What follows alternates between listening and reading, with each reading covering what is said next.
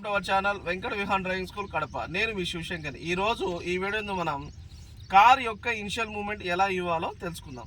So car యొక్క initial moment ఏంటంటే చాలామంది మనకు క్లచ్ వదులుతానే కార్ ఆగిపోతుంది అనే విషయం చెప్తుంటారు. అలా ఎందుకు జరుగుతుందో ఈ వీడియోలో తెలుసుకుందాం.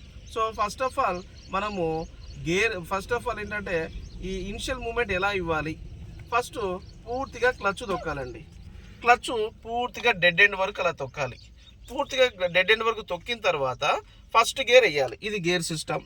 ఈ గేర్ సిస్టంలో ఫస్ట్ గేర్ డైరెక్షన్ ఇలా వచ్చి ఇలా వేయాలి. అంటే మనం టువర్డ్స్ లెఫ్ట్కి వచ్చి ఇలా ఫస్ట్కి వెళ్తే ఫస్ట్ గేర్. ఇలా గేర్ వేసిన తర్వాత క్లచ్ మూమెంట్ ఎలా వదలాలి, స్మూత్గా స్టెప్ బై స్టెప్ అలా వదలాలి. అలా వదిలిన తర్వాత కార్ యొక్క ఇనిషియల్ మూమెంట్ ఎలా ఉంటుందంటే స్మూత్గా స్టెప్ బై స్టెప్ కార్ అనేది నీట్గా మూవ్ అవుతుంది.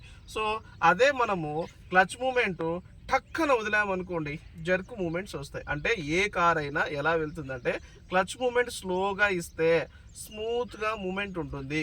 క్లచ్ మూమెంట్ ఫాస్ట్గా రిలీజ్ చేస్తే జర్క్ మూమెంట్స్ వస్తాయి. సో ఫాస్ట్గా రిలీజ్ చేయడం వల్ల ఇనిషియల్ మూమెంట్లో కార్లు అనేటి ఆగిపోతాయే తప్ప స్లో మోషన్లో క్లచ్ రిలీజ్ చేస్తే ఆగిపోవు. So for better driving, so you have to release the clutch smoothly, safely, slowly. Thank you.